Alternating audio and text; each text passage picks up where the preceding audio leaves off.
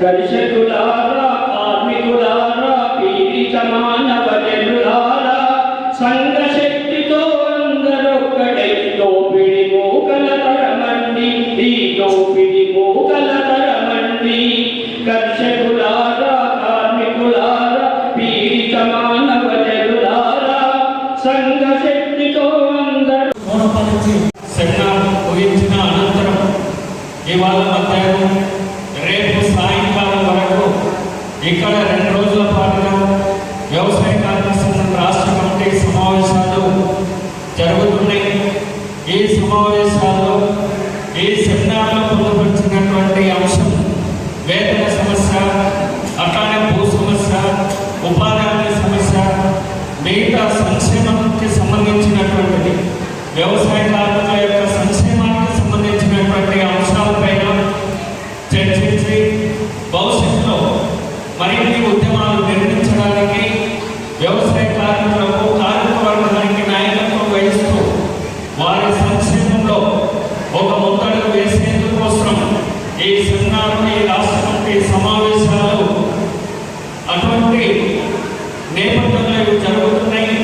వీటికి నిజామాబాద్ పట్టణం వ్యవసాయ కార్మికులు చాలా అట్టడుగులో ఉన్నటువంటి పేదలు, వ్యవసాయ కార్మికులకు పని దినాలు తగ్గిపోతున్నాయి, వ్యవసాయ కార్మికులకు వేతనాలు సరిగా రావడం లేదు, సరైనటువంటి పని దినాలు దొరకడం లేదు, పెరుగుతున్నటువంటి ధరలు, పెరుగుతున్నటువంటి నిత్యావసరాల ధరలు, కుటుంబాలు జరుగుతున్నటువంటి ఖర్చు, వీటి ఆధారంగా చూసినప్పుడు వ్యవసాయ కార్మికుల యొక్క జీవన స్థితి అనేటటువంటిది క్రమేణా పడిపోతా ఉంది, దిగజారుతున్నటువంటి పరిస్థితి ఉంది. కాబట్టి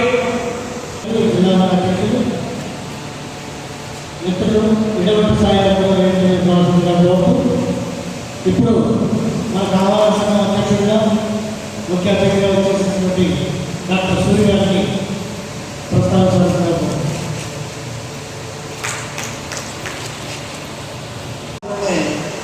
ప్రజాస్వామిక ప్రభుత్వం అని ప్రభుత్వం. కానీ మనం ఈ 75 సంవత్సరాల చరిత్రను తీసుకున్నట్టయితే వాళ్ళు అందరూ చెప్పుకుంటున్నారు, ఎవరు చాలా అభివృద్ధికరమైనటువంటి ప్రభుత్వం అని చెప్పేస్తున్నారు. మొట్టమొదటి వచ్చిన ప్రభుత్వం ఎవరు చాలా ప్రజాస్వామ్యమైనటువంటి ప్రభుత్వం అని చెప్పేస్తున్నారు. కానీ మాత్రం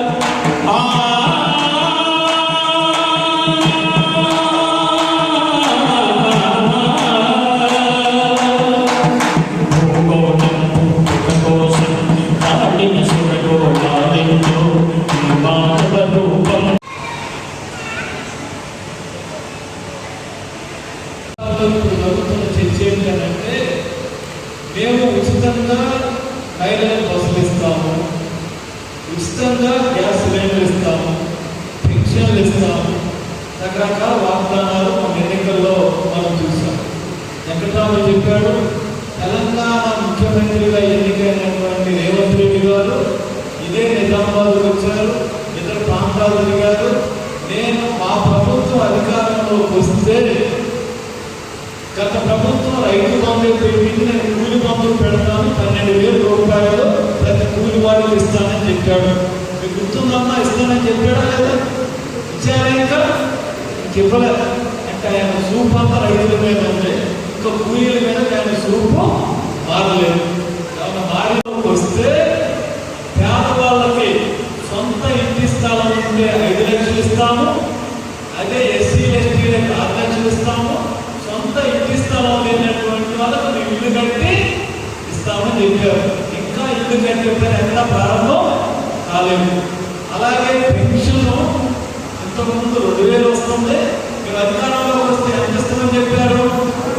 8,000, 4,000 ఇస్తామని చెప్పారు. ఇంకా దాని మీద ముఖ్యమంత్రి గారికి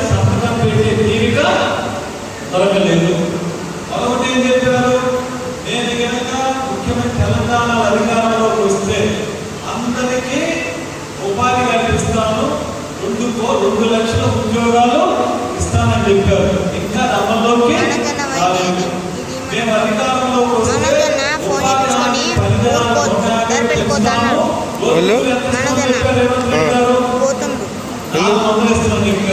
ఇంకా దాని గురించి ముఖ్యమంత్రి గారు మాట్లాడటానికి వీలుగా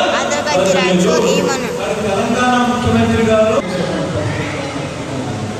ఎందుకంటే ఈరోజు వ్యవసాయ కార్మికులు నీళ్ళు లేక బట్ట లేక ఉండటానికి ఊళ్ళు లేకుండా పరిస్థితిలో అనేక ఇబ్బందులు ఎదుర్కొంటున్నటువంటి పరిస్థితిలో ఉన్నారు.